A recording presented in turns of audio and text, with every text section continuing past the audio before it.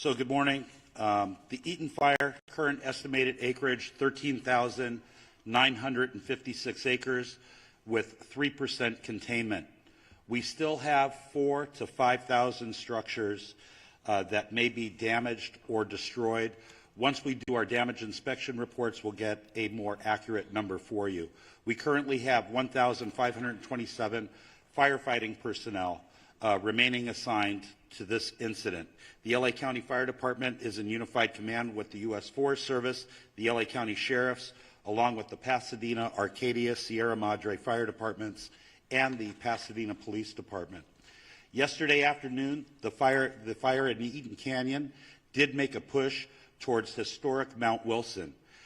This observatory is okay thanks to the efforts of the firefighters and observatory staff, and no buildings have been destroyed at Mount Wilson. A firefighter did suffer a significant fall injury yesterday at the Eaton fire. He remains hospitalized. He's resting comfortably, and he's in stable condition and expected to make a full recovery.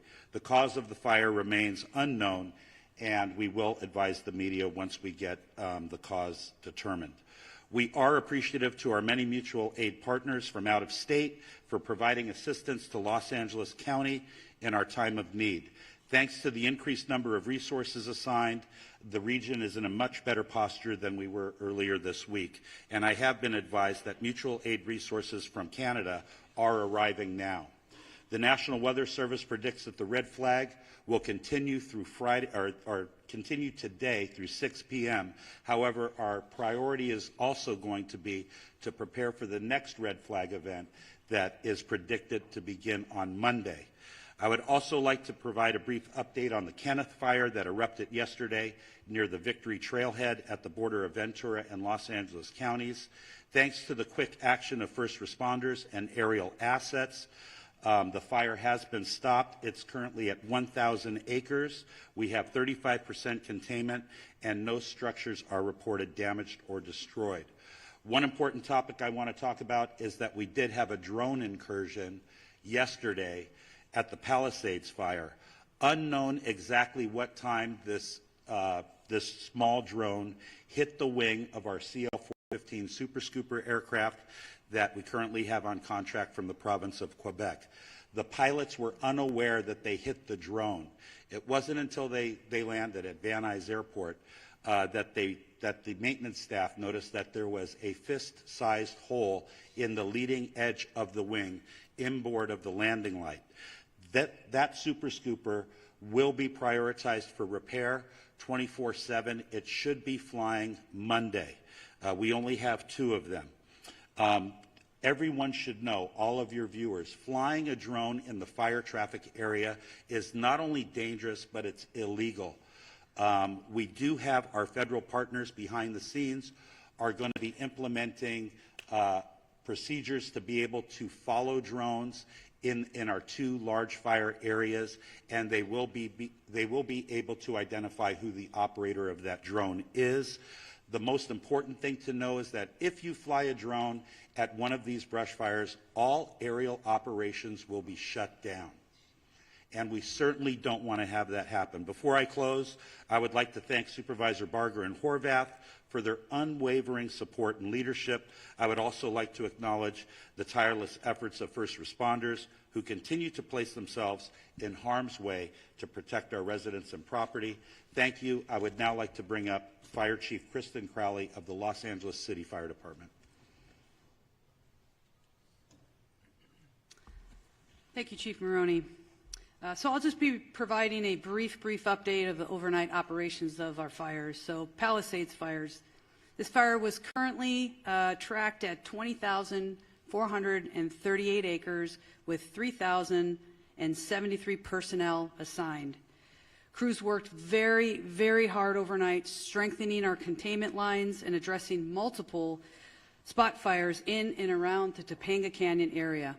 Resources responded to the area included our air assets to aid in the containment efforts.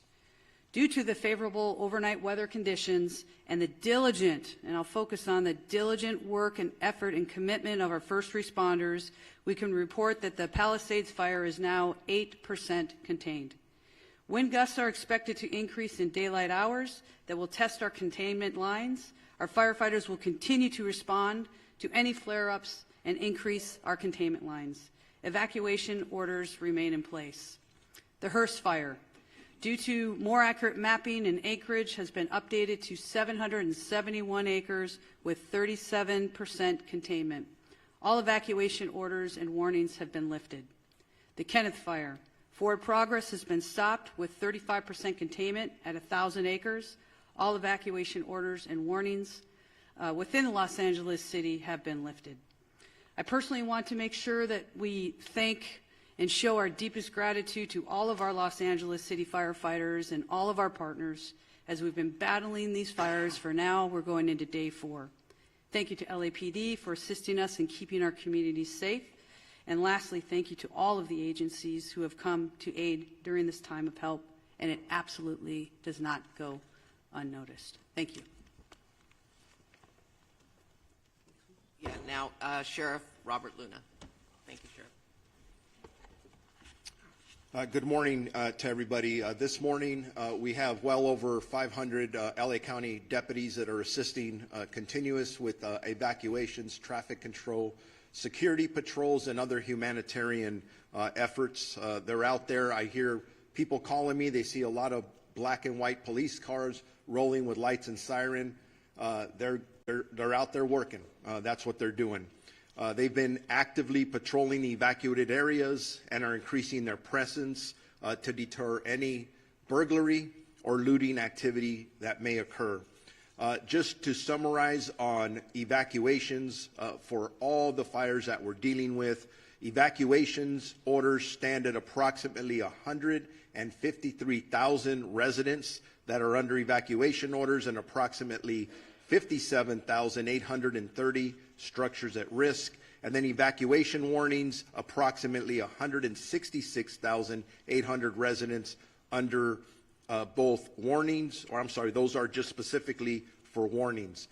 What I want to go to next, and we started talking about this last night, is a curfew. A curfew order has been established for the Palisades and Eaton fire areas in all mandatory evacuation zones.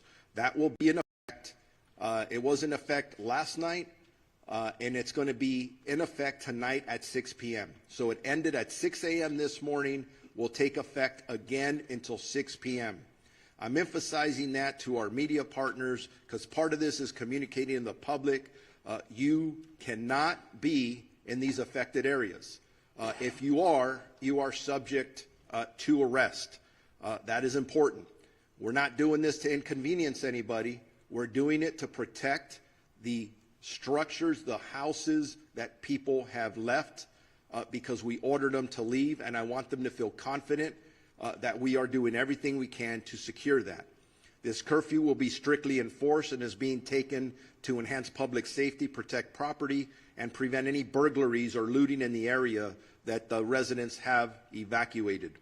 The only people that will be allowed in these areas are disaster workers, okay? I just want to make that clear because we have other people trying to get in there.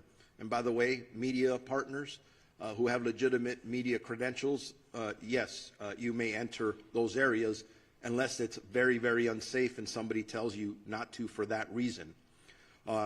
Again, just specifically, anyone found in violation of this curfew will be subject to arrest for a misdemeanor offense under LA County Code Section 2.68320, and conviction may result in a fine up to $1,000 or jail time. And I'm telling you right now, I know people talk about no bail, and I've given direction that if somebody's caught doing this, they are not going to get cited and released. They're going to get booked. We are not screwing around with this. We don't want anyone taking advantage of our residents that have already been victimized. The National Guard deployment. As many of you are aware, we asked for the National Guard. I'm very thankful to Governor Newsom and the State Office of Emergency Services that fulfilled that request. As of last night, we've had National Guardsmen assisting us. They arrived last night and deployed to the Eaton fire area, and were assisting with road closures and critical infrastructure protection. As additional guard personnel arrive, and they will be in the next 12 to 24 hours, the Sheriff's Department will strategically coordinate their deployment with other partners such as the Los Angeles Police Department, Pasadena Police Department, Santa Monica Police Department, Azusa, and Arcadia. Those are the requests we have now. That may grow. We'll adjust as time goes on. I want to make sure that if anybody needs updated information on either evacuation orders or warnings or road closures, they go to lacounty.gov/emergency. And with that, I am going to be introducing Assistant Chief Dominic Choi from the Los Angeles Police Department. All right. Good morning. On behalf of the Los Angeles Police Department, I just want to extend our deepest sympathies to all those affected by our fires, and that includes many of our own LAPD officers who've lost homes and property in this fire, and they continue to serve these communities, and I appreciate all their work. I have a number of important updates for all of you today, and I'm going to start by an arrest that was made late yesterday afternoon. So yesterday afternoon, the Kenneth Fire started at the border of West Hills in the city of Los Angeles and Ventura County. At 4:32 p.m., we received a 911 call that a suspect was attempting to light a fire in the community of Woodland Hills and was being detained by residents. Officers from LAPD's Topanga area responded and took that suspect into custody. And once we learned that this suspect was a possible arson suspect, our Major Crimes Division responded to Topanga Division along with Ventura County sheriffs, who was a lead in the Kenneth Fire investigation. But they responded, they interviewed this suspect. After the interview and additional investigative steps, looking at some additional evidence that was present, they made the determination that there was not enough probable cause to arrest this person on arson or suspicion of arson, and therefore this person was arrested on a felony probation violation. This investigation is ongoing, however, and I'd like to thank those community members that were involved in this and helping us bring this person to our attention, and so we can have an ongoing investigation. The second point I want to talk about is for any of those people looking for loved ones or missing people related specifically to the Palisades fire. Now, the county is also doing this for the Eaton fire, but for the city of Los Angeles, we've stood up a family assistance center. This center is located at Chevy Hills Recreation Center, and it's at 2551 Motor Avenue. It's going to be open today from 10 a.m. to 6 p.m. and tomorrow from 9 a.m. to 5 p.m. We will have 10 officers there ready to receive anyone who needs to report a missing person related to the Palisades fire. We will also have the American Red Cross, the Mayor's Crisis Response Team, the LA County Medical Examiner's Office, and the LA County Department of Mental Health. They will be there to help support, answer questions, and provide information as necessary. Again, I just want to emphasize this is for missing people related to Palisades fire. This is not for any other issues related to the fire. LAPD and our law enforcement partners are actively maintaining law and order in the areas impacted by the fires. We're patrolling these areas to deter criminal activity and to continue to ensure public safety. Today, we're deploying 210 officers in these impacted areas. This deployment includes our partners from LA Port PD and LAWA PD, and I'm thankful for their support. Again, protecting our homes, businesses, and evacuated and vulnerable zones are our priority, and we will continue to ensure that no one takes advantage of these situations. You've heard this message before, but I'm going to say it again because it's so important and so critical. Looting has zero tolerance. Looting or exploiting in the disaster areas will not be tolerated. Anybody caught looting or committing crimes in the affected areas will be arrested and prosecuted to the fullest extent of the law. We'll remain vigilant and patrol these areas and ensure that we can mitigate any activity like this. And again, if you haven't already done so, you will start seeing in the city of Los Angeles the National Guard being deployed at the Palisades fire. Their role is going to be traffic control, managing roadways to ensure access to affected areas is restricted to authorized personnel only. They're going to be manning critical infrastructure security, as well as doing checkpoints and verifying credentials for those for ingress and egress. And lastly, these measures controlling access, They are necessary. I just want the communities to know they are necessary for public safety and for proper community recovery. They are inconvenience, but it's something that we have to do. Residents are encouraged to call 911 if they see any suspicious activity. Law enforcement, National Guard, and other first responders are here to support this community and ensure their safety in a difficult time. Our commitment remains steadfast to restoring safety and normalcy as quickly as possible. Your cooperation and resilience from the community are greatly appreciated. Thank you. And at this time, I'd like to introduce Los Angeles County District Attorney Nathan Hochman. Thank you and good morning. The District Attorney's Office will be considering up to now 5 different types of cases that will eventually be presented from law enforcement. Let's start with arson. If it is determined that there is a man-made and intentional setting of any of the fires involved in this situation, the people who committed this arson will be arrested, they will be prosecuted, and they will be punished to the full extent of the law. Right now, obviously, law enforcement and the firefighters are focused on containing these properties, saving lives, saving homes. But eventually we will get to the causes of those fires, and at that part the DA's office will be working with law enforcement to go after anyone who is guilty of the crime of arson. Second types of crimes. If people are going to violate this curfew restriction and they get arrested, they will be prosecuted. Let me back up what the sheriff has said. In order to protect the homes of people who've been ordered to leave those homes, the sheriff, the Los Angeles Police Department, and local law enforcement is going to be working overtime to protect your home. In that way, if you violate the curfew, you will be arrested and then you will be prosecuted by the district attorney's office. Third issue, looting. Looting is a despicable crime. For the people who've already been arrested, please know that this is not going to end well. You will be punished to the full extent of the law, and I'm sending this warning message out again.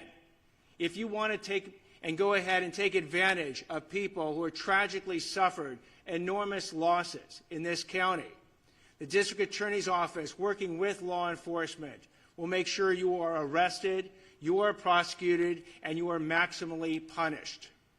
Drones. If you're thinking that it's fun to send a drone up in the area for your own amusement, or you want to get information that nobody else can get, and you do it in one of these areas for which drones are not permitted, I'll repeat one more time. You will be arrested, you will be prosecuted, and you will be punished to the full extent of the law. And the last type of crime that we'll be looking at are scams, and we're already seeing them. We're seeing people being targeted in GoFundMe scams by people who are trying to entice people to give money to people who have suffered, when the people who are arranging this GoFundMe page are nothing but scammers. You must be aware of who you are being approached by and who you actually can go ahead and give your money to if you want to help them. We're going to see that eventually with insurance scams. We'll see it with government benefit scams. And yes, they are going to target the people who have been tragically affected, and you cannot allow them to do it.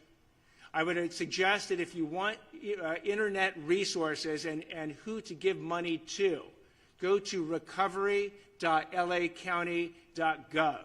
It has a whole list of organizations that you can, if you want to, contribute to, and it does it in both English and Spanish. Also, you can go to the LAFD.gov's website as well.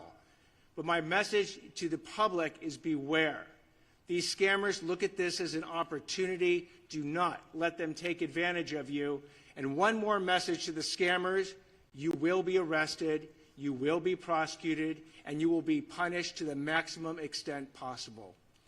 I'd like now to introduce California Insurance Commissioner Ricardo Lara. Thank you. Before I begin, I want to publicly thank the insurance commissioners from across the nation and the international insurance supervisors who have offered assistance and support during this difficult time. My heart goes out to my fellow Angelinos and to the firefighters currently battling these blazes. Let me be clear, my top priority is to protect all affected people during this crisis and assist in their insurance recovery. My primary concern at this very moment is to ensure that wildfire survivors receive the insurance benefits to which they are entitled to as soon as possible. I understand that this may be new and the extent of the calamity here in Southern California, and compounded by the insurance and financial stresses that these wildfires have caused. However, at the Department of Insurance, we have been confronting wildfires and other natural disasters throughout our entire state for a very long time, making us, unfortunately, response experts. Now is the time for you to focus on your family and on your health. The last thing you should be worrying about is your insurance. Here's what I've done to protect our wildfire victims to date. I am using my moratorium power to stop all non-renewals and cancellations. Last night, I issued a bulletin to protect homeowners affected by the Palisades and Eaton fires from non-renewals and cancellations by your insurance companies for 1 year, under a moratorium law that I wrote while I was serving in the state Senate. This covers you even if your home wasn't destroyed or damaged in the wildfire. You can visit insurance.ca.gov to look up your zip code if you are near these wildfires and obtain that protection. I'm also calling on insurance companies to suspend any pending non-renewals and cancellations that homeowners received before these fires started. This means that if you've received a non-renewal from your homeowner's insurance between October 9th and January 7th, essentially 90 days, your insurance company should do the right thing and retain you as a valued policyholder. I call upon all property insurance companies to pause these non-renewals and cancellations and provide essential stability for our communities, allowing consumers to focus on what's important at the moment, their safety and recovery. In my notice, I also urged insurers to extend the payment grace period beyond the existing 60 days for policyholders in areas directly affected by the wildfires, enabling Angelenos to pay their home insurance premiums amidst the challenges that they are currently facing. And if your policy was not renewed, or if you don't have coverage, please call us at 1-800-927-4357. We can help you find additional solutions. I have also directed my department's enforcement team to protect Angelenos from fraudsters targeting wildfire survivors and to assist with the ongoing evacuation efforts. My department has moved quickly to host an insurance support workshop on January 18th and 19th at Santa Monica College, followed by another event the following weekend at Pasadena City College. We will have experts from our staff and representatives from insurance companies available so homeowners can obtain answers and take the action they need in one convenient location. Again, call us at 1-800-927-4357 to schedule a one-on-one appointment with our experts. Related to health, I've issued an additional notice to all California health insurers directing them to submit emergency plans to my department. These plans must detail how they're going to ensure that consumers can continue to access essential medical care and obtain their medications in the wake of these disasters. I've been in constant communication with our county leaders, governor, the legislative leaders, and our congressional delegation to identify best ways to expedite our recovery, reduce wildfire risk, and build a more climate resilient state and communities. Making homes and communities safer from wildfires needs to be a top priority for our state. Looking forward, I'm going to ask the governor and the state legislature to support also to provide consumers with home hardening grants. We need to put money in people's hands. This measure is critical to protecting homes and improving long-term resilience against wildfire risk. We are also going to be introducing legislation to include businesses in our moratorium law. Businesses are an important consumer of insurance and the financial backbone of many communities, and they also need this vital protection. Newly enacted insurance reforms are now in effect to make insurance rates more stable and predictable.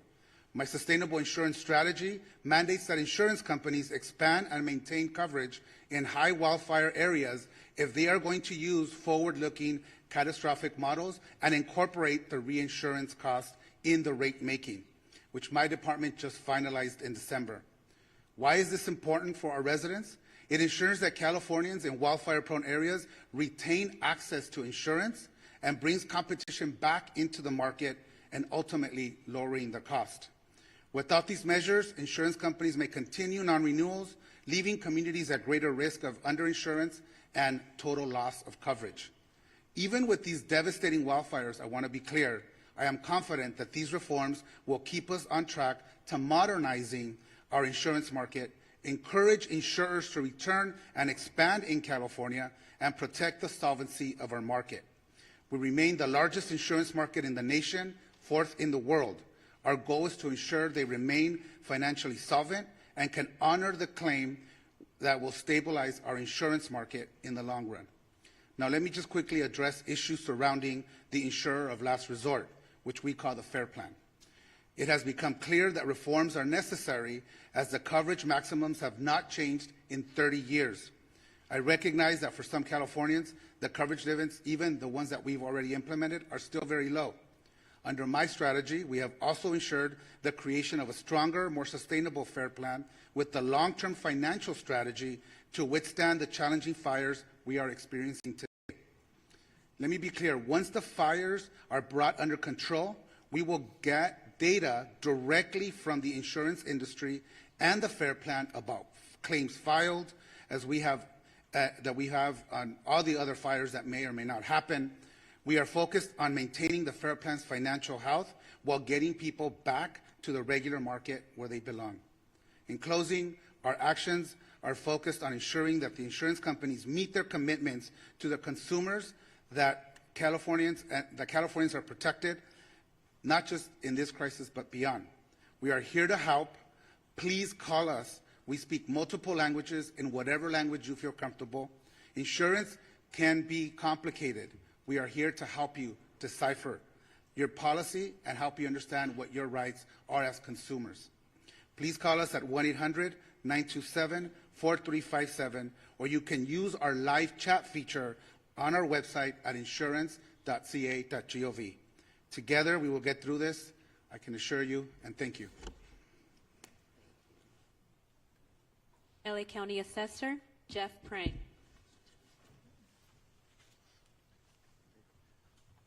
Good morning. Right now, government is very focused on bringing these fires under control, but in the coming days, the focus will return to recovery. Initial reports suggest that 10,000 properties have been damaged or destroyed, with hundreds more likely to be discovered in the coming days. I appreciate that property taxes are not high on the list of things to worry about right now, as so many are focused on housing and safety, but financial issues will soon become a major issue for the victims of the fires. Under California law, if your property, your home or your business has been damaged or destroyed, you may qualify for property tax relief under the Misfortune and Calamity Program. This program allows my office to reduce your assessed value of your property, which is what your taxes are based upon, to reflect the damage. Here are the key details. To qualify, the damage needs to exceed $10,000, and you must file a claim within 12 months. Once filed, we will investigate and verify the claim, determine the cost to cure, and then reduce the assessed value effective the date of the damage occurred. The reduction remains in place until the property is repaired, rebuilt, or undergoes a change in ownership. It does seem clear that we may need legislative help to ensure maximum benefits to victims, and I'm glad some legislators are here today. We look forward to talking to them about making some of those fixes. The filing of this claim also facilitates coordination with the Treasurer Tax Collector's Office, allowing taxpayers who pay property taxes directly, that is not through an impound account with their mortgage lender, to defer their current year property taxes without incurring penalties or interest. We are working closely with our county partners to identify impacted properties and will assist homeowners and businesses through every step of this process. For all claims, we aim to do that, process them as quickly as possible. Once the tax roll is updated, the auditor controller will recalculate the taxes. If you're due a refund, it will be issued, or if taxes remain owed, an adjusted bill with new due dates will be sent. My staff, who's here, has handouts with a lot of the information these programs detailed. I did want to also emphasize that you should not pay anybody to access these services. My office provides them all for free, and we can be reached at assessor.lacounty.gov or at 213-974-3211. Thank you. Thank you. U.S. Fire Administrator Dr. Lori Moore Merrill. Good morning. Thank you.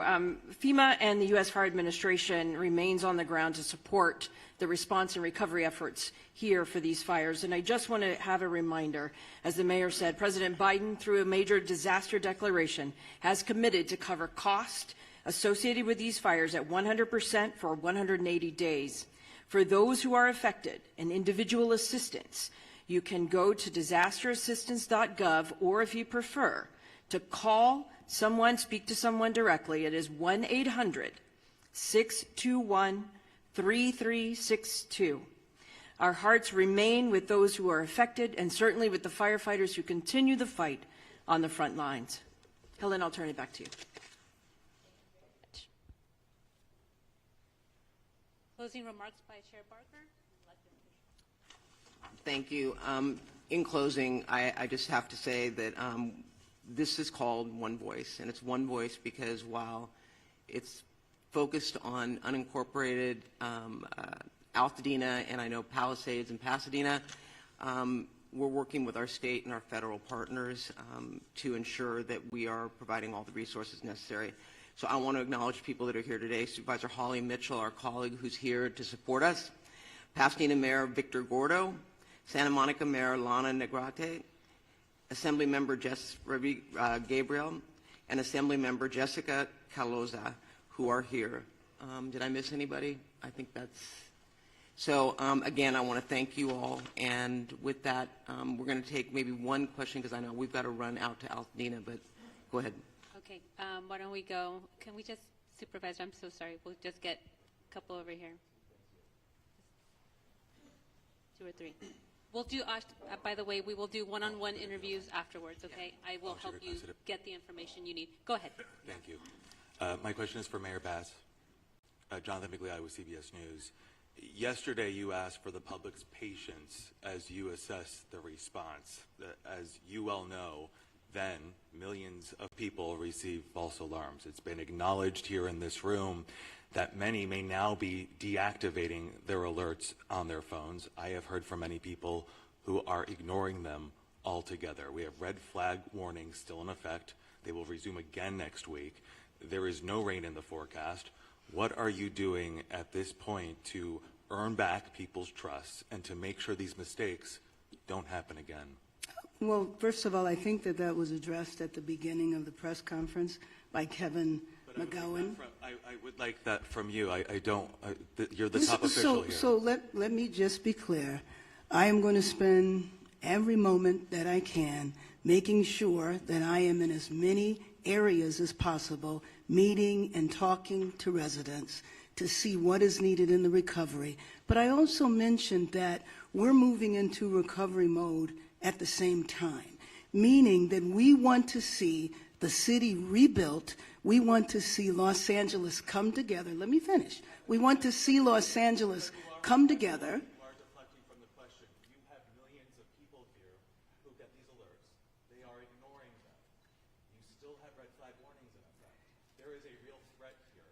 What is your message to your constituents who are losing faith? You started this entire... I want the residents of Los Angeles region to have faith in what we are doing 24 hours a day. I can say on behalf of our first responders from the fire department, the police department, we are doing everything we can to bring the situation under control, and success has been reported. We know that we're going to have a possible increase in the force of the winds at the beginning of next week, and getting Los Angeles prepared, doing everything we can to save lives. That is our #1 job, to protect people's homes, to protect people's businesses, and to prepare to rebuild Los Angeles in a much better way. We're going to stand united, we're going to stand together, and we are not going to allow politics to interfere, and we're not going to allow people to divide us for political gain. Thank you. Thank you, Mayor Bass. One over here. Bob DeCastro from Good Day LA, Fox 11. Just to follow up on that, because Even after yesterday, that errant message was sent out to Los Angeles County's some 10 million people, overnight, people were still receiving many messages, and we were even fielding calls from our own newsroom from people as far as San Bernardino that were receiving calls. You have no idea why people are getting these alerts and being startled in the middle of the night when they're already on edge in the Inland Empire. Why has that happened? You have no idea. And you also ask that people verify and get onto a website. Not everybody has the ability to jump on a website when they're panicked to try and figure out whether or not this is an actual alert. Thank you, and I appreciate the thoughts you're sharing and the question. I would take a second to explain how the alert system works. There's an interface, and you activate that interface with what type of an alert you're going to send, an evacuation order, an evacuation warning, and you identify a geographical area. After you initiate that message package is sent into what is the Integrated Public and Alert Warning System aggregator. That then transitions, I'll call it for lack of better terms, into a cloud that connects with all of our cell service providers. The root cause analysis is trying to establish where along that sequence there is an error going on. And in addition to that, it is important to understand that the cellular phone towers have different reach in how they're activating the message to the cell phone. And so it's a common phenomenon that there's a term called bleed over, where a cell phone that may be in a different jurisdiction or a different area is receiving that message from a cellular tower that may be geographically in a different space. So right now, our number one priority is to establish how we can work with in coordination with our federal and state partners, how we can stop the messages that are going out right now that are not being initiated by a human action, to stop that, and then understand how that occurred so that the tool can still be used for what was identified as like a critical fire weather that we're still in experiencing and will continue to experience. So can I just follow up on that? The bottom line is we are going to drill down, because I too got the alert. I got 2 alerts, and then I got an alert telling me to disregard the alerts. And, you know, as someone who has communities that are on edge, that are lined up, and I'm sure Mayor Gordo has the same situation going on as well, they're on pins and needles thinking that they're next. So we're drilling down right now, and the way it's described to me is there are towers that are now powering up, and it's up in this cloud. It's kind of like when you send an email and it goes into draft, and then once you hit internet, it gets sent. Similar, but my question is, why can't we turn it off? And the answers we're getting are not satisfying. I'm not making any excuses. It's unacceptable, and it is frustrating because we are asking people to trust us, to believe us when we say evacuate. So if we're going to tell them to evacuate, we better make darn sure we're targeting the right people. So don't think we're taking this lightly. I'm not. And I know that my residents aren't. So I hear you loud and clear. The frustration you're hearing from me is based on the frustration I'm hearing as well from my constituents who are asking, when we get it, is it going to be legitimate? Should we listen or should we ignore? Or disable altogether?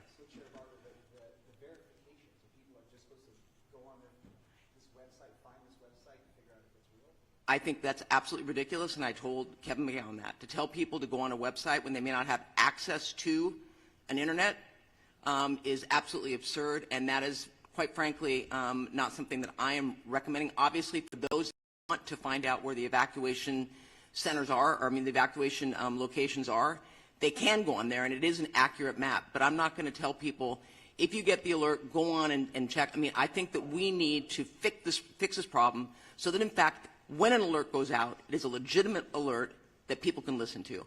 So I hear you. I hear that criticism. I personally, when I heard it, didn't feel that I was going to tell people, well, if you get it, just go on a website.